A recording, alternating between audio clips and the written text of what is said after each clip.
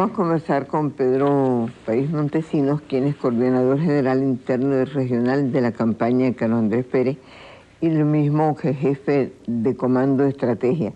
Y no digo cuántas cosas más, pues, en todo caso ustedes saben que es un gran papaupa de Acción Democrática.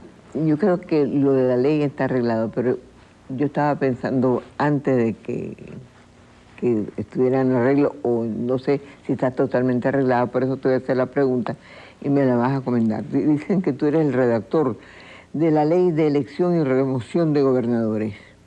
Y esto es una gran responsabilidad. Sin embargo, esta es la única ley que va a ser reformada, parece, ¿no? O que ya está en reforma, por otra ley antes de ser puesta en práctica, que parece que por errores de toda índole, hasta gramaticales, me dijo alguien.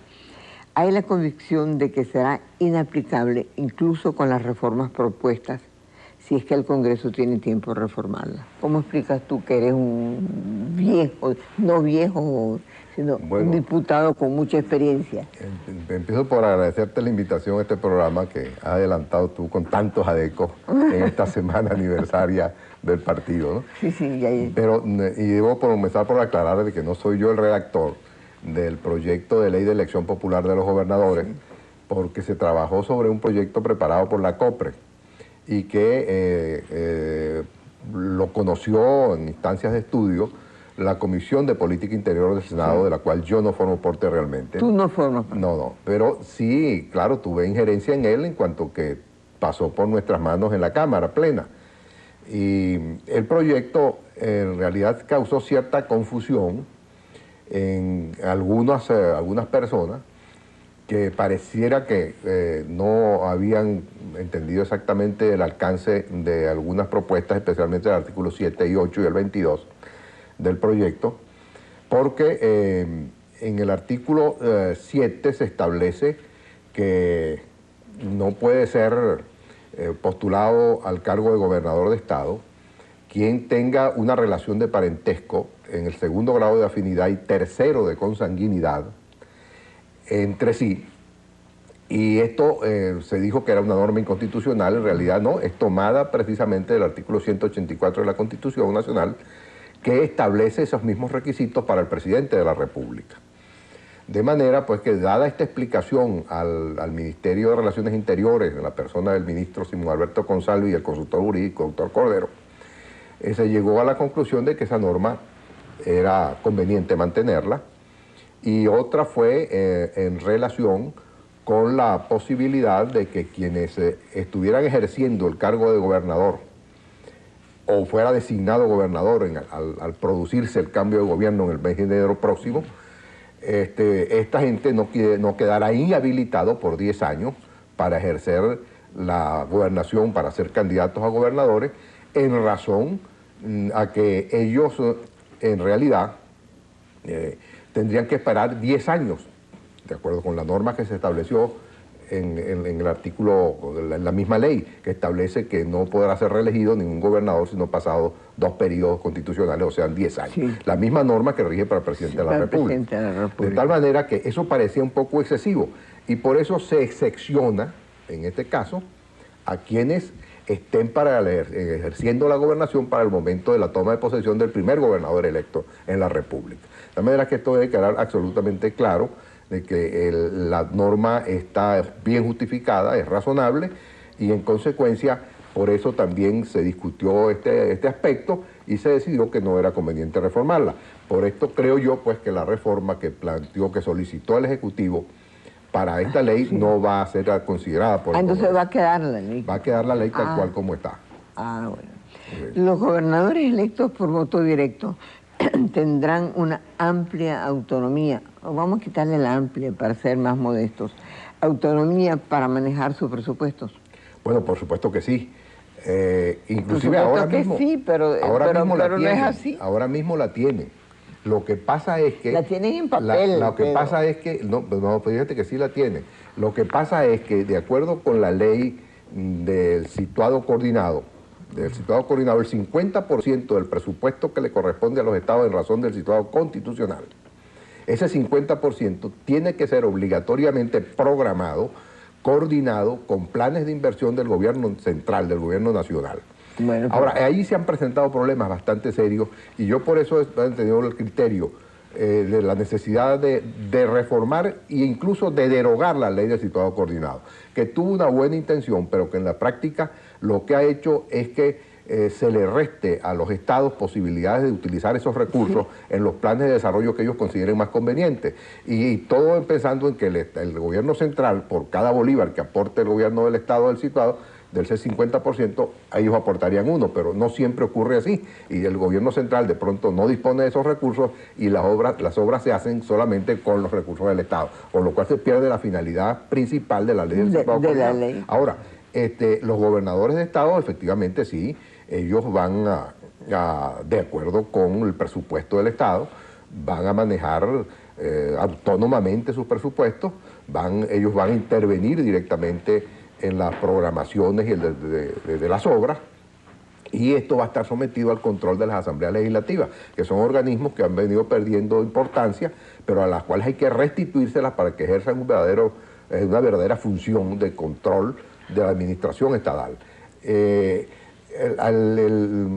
Hay un problema, que es que la Constitución Nacional dice que los gobernadores de Estado son a la vez los agentes del Poder Ejecutivo Nacional. Vale decir que hay que regular esta situación.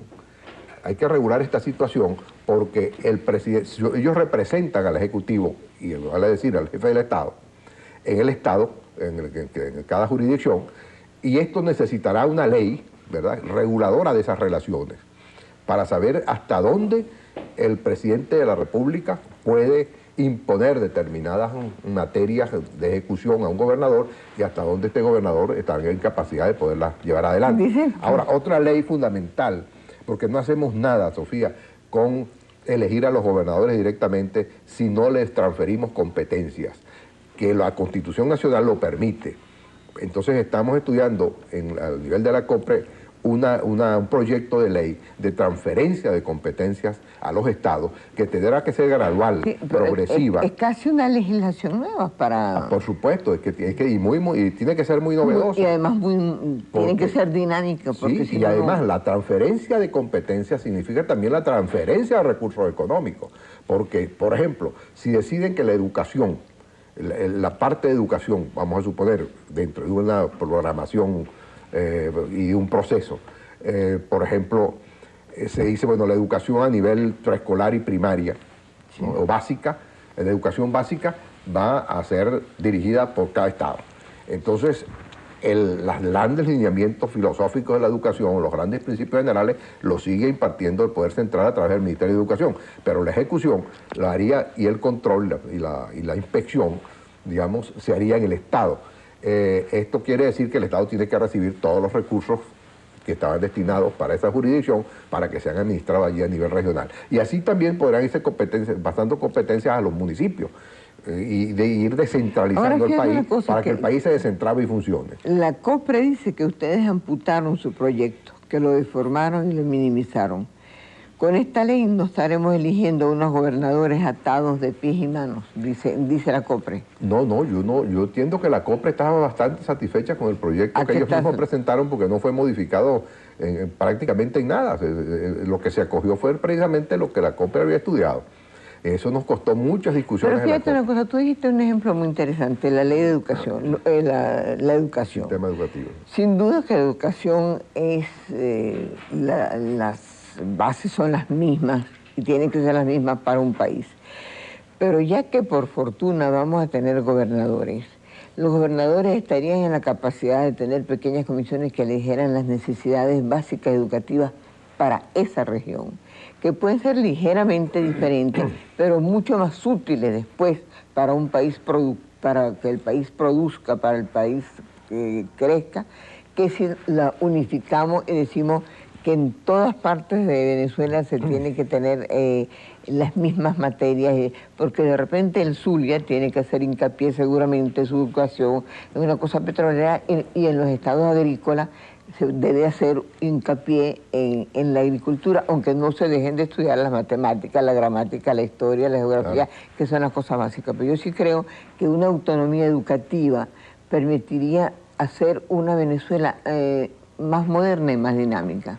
No, ciertamente, tú has hecho un planteamiento sumamente trascendente y muy importante, porque no solamente debe ubicarse en el campo de la educación, sino en el campo general del país. Es la necesidad de darle una mayor responsabilidad a la sociedad civil para que asuma totalmente sus obligaciones, sus deberes para con el país y para con ellos mismos, y que sea a través de la sociedad civil como estas programaciones oficiales puedan irse cumpliendo y sean asimiladas exactamente por la gente, por los individuos, por las personas.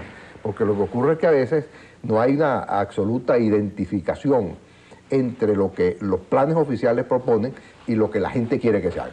Entonces, si uno logra a través de estas comisiones asesoras que deben plantearse a nivel municipal y a nivel regional y también a nivel nacional, estas comisiones serían las que podrían perfectamente definir ciertas programaciones para que los efectos y los recursos se empleen con mayor eficiencia y el gasto público se traduzca en mayores beneficios para la ciencia y la tecnología, porque eres un hombre moderno, te preocupa mucho y tú sabes que sin ciencia y sin tecnología no podremos ir adelante. Pero, por ejemplo, volviendo al tema educativo, por ejemplo, medicina. Primero, aquí se están graduando el doble de médicos de lo que necesitamos, lo que hace que por primera vez haya una especie de... Yo siempre cito la cifra del Zulia, que hay más de 600 médicos desempleados, más los subempleados, porque un médico recién graduado gana 5.200 bolívares, creo que, con lo cual no creo que pueda ser. Ahora, fíjate una cosa, cuando un muchacho sale de bachillerato, durante un año no lo dejan entrar a la universidad para estudiar medicina. Si ese muchacho es del interior, ¿cómo lo mantiene su familia? Número 2, después pasa con una cosa que se llama Cebucan, que yo un día pregunté que para qué servía. Me dijeron, porque ciertos profesores, si los quitamos de ahí, no tienen cargos. Y ahí se les enseña como primer libro, el libro rojo de Marx, más toda la enseñanza marxista, más lo que ellos llaman PCM, que es medicina preventiva, etcétera, pero que es una forma absolutamente marxista de ver la salud. Después, entonces, de 8 o 10 años de estudio, los pone a ganar 5.000 bolívares. Eso le cuesta a la nación. ¿Cuánto le cuesta eso a la nación? Bueno, es que ese es el problema, que nosotros siempre hemos hecho un poco las cosas al revés. Y nosotros hemos creado, ese caso concreto que tú planteas de la Escuela de Medicina, se crearon estos cursos básicos, que parece que hay la tendencia ahora de eliminarlos. No, ya lo van a eliminar. Por lo menos esto es lo que tengo entendido que va a hacerse en la universidad, por lo menos del Estado Lara. Va a hacer eso, va a eliminar esos cursos ese curso. Porque consideran que realmente no han llegado a un objetivo real necesario. Nada. Ahora, ¿qué ocurrió? ¿Por qué se fue? Porque es un subterfugio. Era como había tanta presión de población estudiantil que iba a querer ingresar a las facultades y las facultades no tenían capacidad física inventaron eso. Ni profesoral, inventaron una especie de mucho mejor oír a un político muro de contención. A un político decir la verdad, que eso fue así. ¿No? Esa es la realidad. No, y además ahí también se eliminaban todos aquellos que no podían. Y nosotros no hemos tenido una programación en realidad sobre las necesidades del país.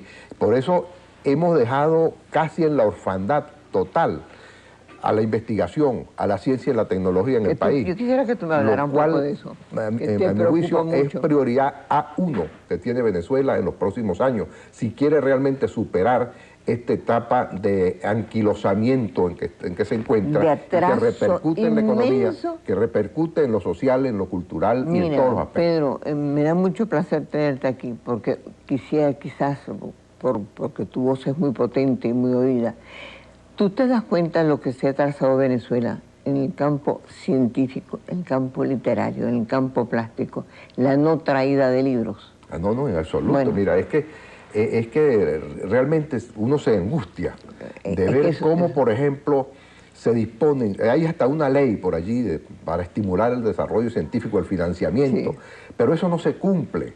Entonces, ahora el Estado piensa que debe de consagrar un 2% del Producto Territorial Bruto para planes de investigación en ciencia y tecnología, pero eso no es suficiente. No es suficiente. Yo creo que es necesario buscar por la vía de la concertación con el sector privado alguna manera, algún medio de que se garantice un financiamiento cierto a los planes de desarrollo científico y tecnológico, pero con una condición, Yo siempre lo he dicho y esto ha sido muy claro cada vez que he planteado estas cosas a nivel de los comandos de campaña, de que eso tiene que ser con la participación del sector privado en la dirección y en la ejecución de los programas, conjuntamente con el Estado.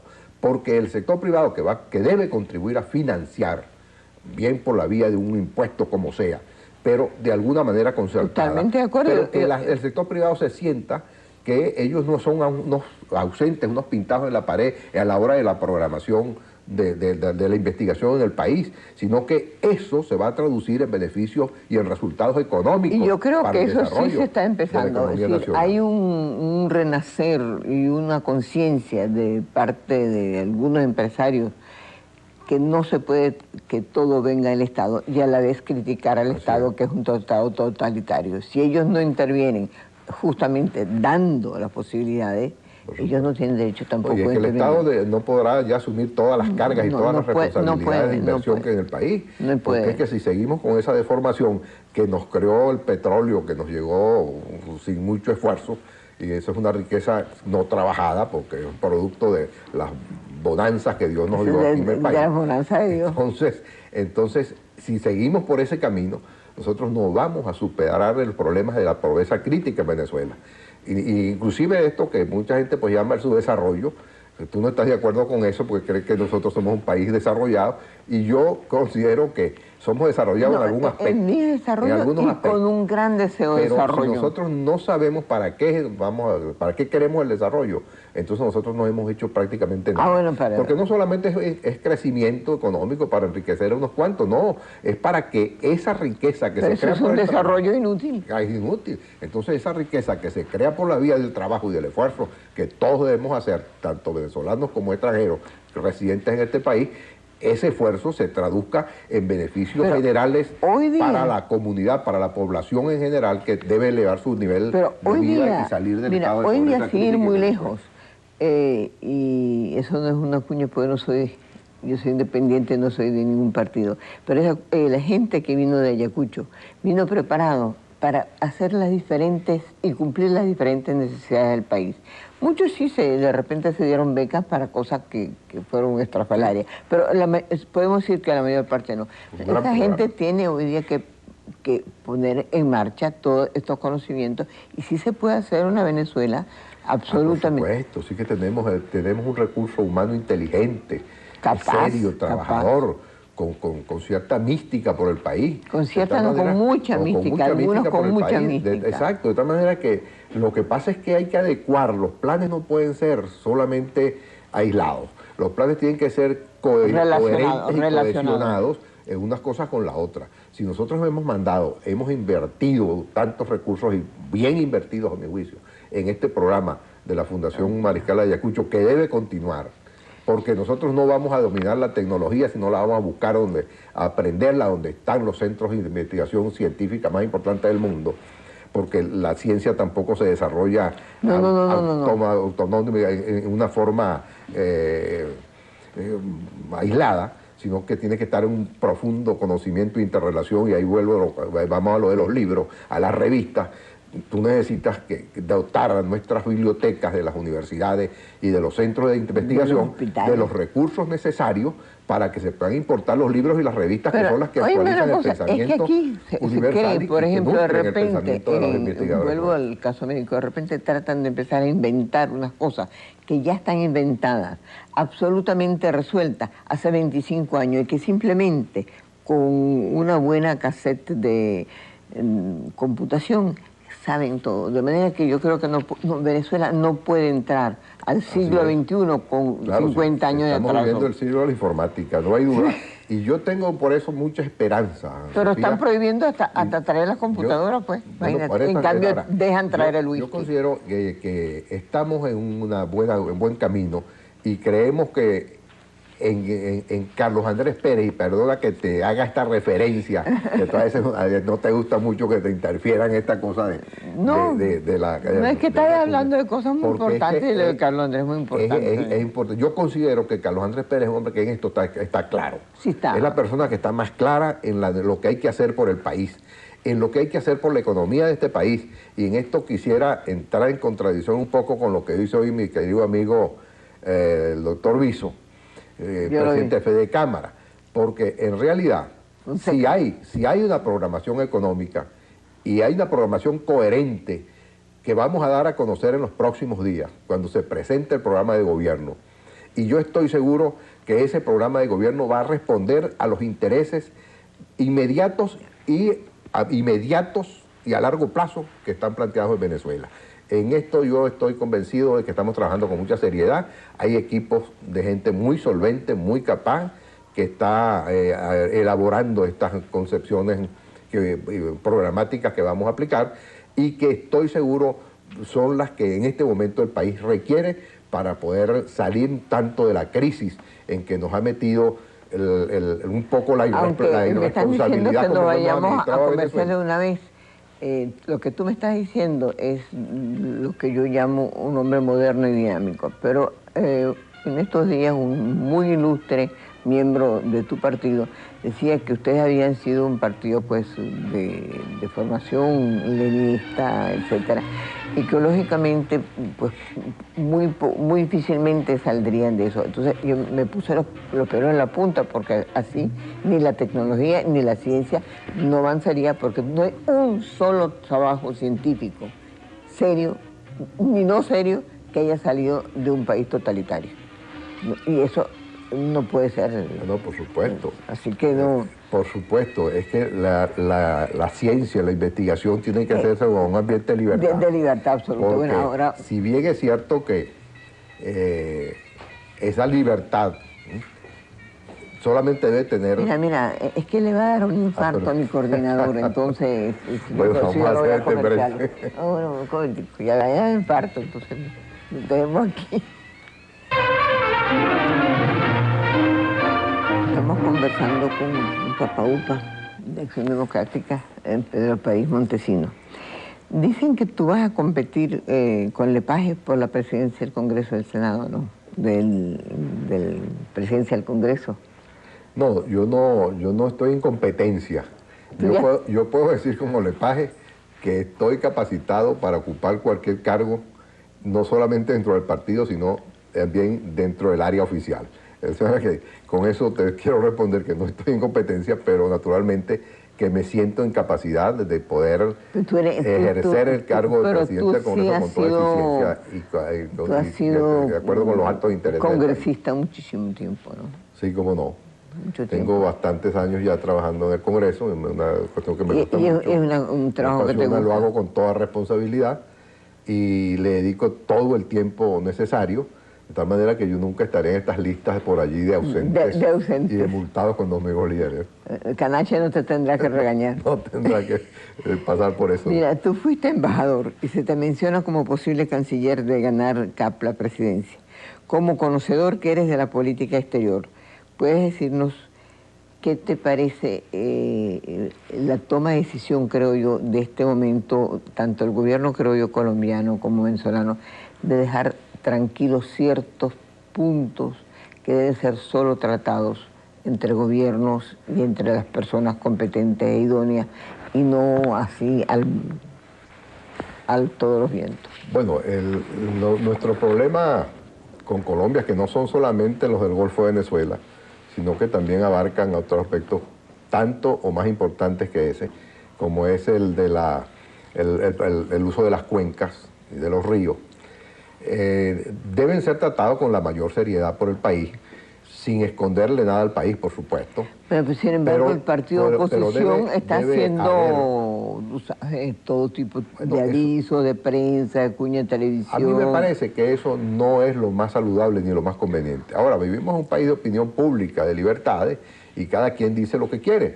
Ahora, si eso se corresponde con los mejores intereses de Venezuela, ese es otro cuento. Vamos a ver una vez más lo que dicen los médicos. Primum non nocere, primero no hacer daño. Así es.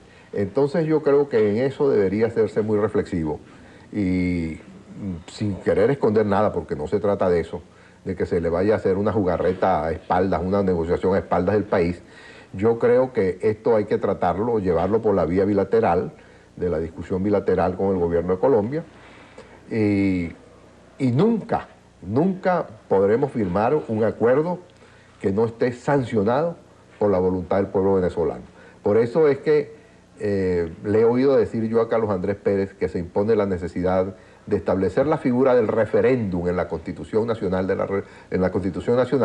para que este tipo de problemas que son de tanta trascendencia y de tanta importancia puedan ser sancionadas, pero por la voluntad del pueblo venezolano. Que sea el pueblo venezolano que diga si está de acuerdo o no está de acuerdo con lo que los negociadores en un momento dado presenten como fórmula de solución. Ahora, Acción Democrática tiene entre diputados en el Senado una mayoría absoluta.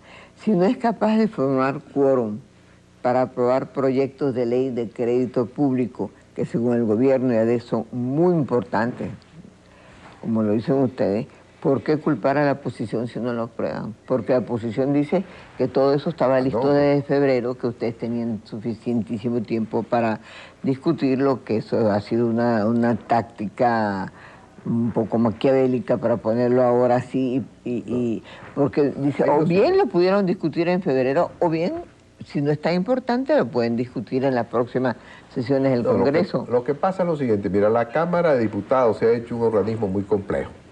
Y esto, bueno, es saludable en cierta forma porque es un reflejo de la conciencia política del país. Allí están representados todos los grupos políticos que han logrado un determinado número de votos con una representación proporcional. Y hay un principal partido de oposición que tiene tantas responsabilidades como el partido de gobierno, pero a veces no las ejerce con la misma seriedad con que debe aplicarse todas estas políticas. Y la propia, y ha habido también cierta relajación de la disciplina en los partidos políticos, hasta a nivel de cierta dirigencia, porque el quien va al Congreso por lo menos un dirigente, si no un dirigente de rango evidentemente superior, por lo menos un dirigente medio del partido. Yo creo que está planteada la necesidad, y en esto yo coincido con la oposición, la necesidad de que el sistema electoral en Venezuela se cambie. Porque si nosotros fuéramos a la votación nominal, realmente nominal, de los candidatos, bueno, mucha gente no aspiraría a ir al Congreso. Tendría que irse primero a luchar en su distrito electoral, en su jurisdicción electoral, para tratar de hacerse primero conocer y ganarse la confianza del electorado, hablarle al electorado en función de lo que va a hacer por ellos, y en este sentido la gente sí tendría que asumir una responsabilidad plena y no ir al Congreso por la vía de que un cogollo o un amigo del cogollo lo presentó y lo mantuvo. Por eso digo yo que yo tengo mucha esperanza que aún y todo, siendo esta votación como no la queremos los venezolanos, el Congreso va a ser mejor, porque muchos de los congresantes querrán volver ya electos de otra manera. Tendrán que portarse... Claro, habrá un Congreso. Yo creo que tenemos que ir hacia allá. Sí. Y las reformas no hay solamente que decirlas, hay que sentirlas, hay que quererlas. Pero hay un sentimiento hay un sector, sí, pero dentro de la dirigencia política, y esto yo soy evidentemente sincero, Sofía, y claro, dentro de la dirigencia política se han tragado algunas reformas, pero se las han tragado, no las han masticado. Y en consecuencia, pero se van a indigestar. Y eso puede producir una indigestión. Y esto ocurre dentro de mi propio partido, soy el primero en reconocerlo. Hay mucha gente que, bueno, que no se ha podido oponer a la reforma porque las circunstancias y las realidades los han determinado. Mira, tengo dos preguntitas, pero te voy a pedir que me las contestes muy brevemente porque el tiempo se me ha acabado.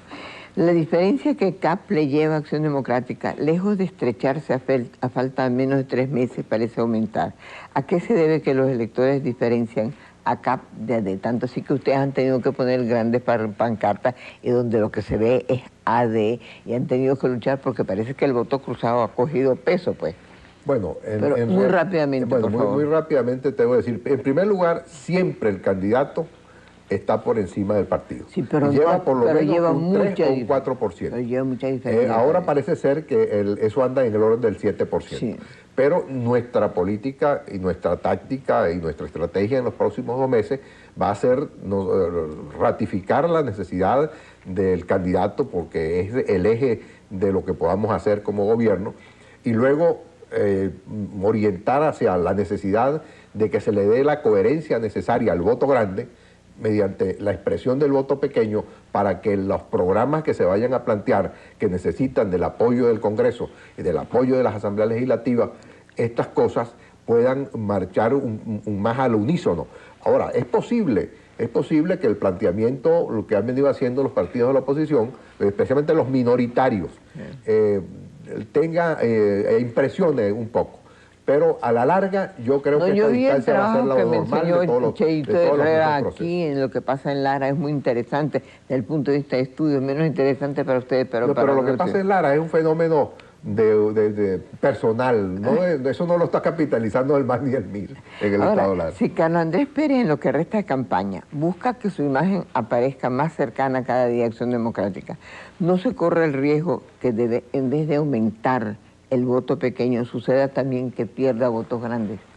No, porque Carlos Andrés Pérez tiene una imagen ya consolidada y en el sentimiento y en la conciencia de la mayoría del pueblo venezolano, que saben que es el candidato que en este momento de crisis que el país atraviesa puede, por la vía de la acción, de la dinámica que le comunique su gobierno, de la experiencia que tiene ya hecha como gobernante, y ha dicho que no va a repetir errores, lo cual es importante porque Carlos Andrés no se ciega al punto de decir que no ha cometido errores. No, los ha cometido, pero tiene también la inteligencia y el sentimiento de decir que no va a repetirlos. Y entonces esto es muy importante y esto es lo que ha hecho que tenga esa credibilidad y se haya ganado esa confianza que el pueblo ha depositado en él y que va a ratificar, estoy seguro, el 4 de diciembre, no solamente con el triunfo de Carlos Andrés, sino con el triunfo también de Acción Democrática, lo cual puede liberar. Bueno, muchísimas gracias a Pedro Montesinos de haber venido al programa, de habernos aclarado ciertos puntos sobre la ley de gobernadores y también sobre la posibilidad de que algún día tengamos un gran interés y un gran apoyo económico y político para el desarrollo de la ciencia y la tecnología, sin lo cual no seremos gran cosa nunca. Así que mil gracias por todas estas cosas y quédense conmigo. Gracias.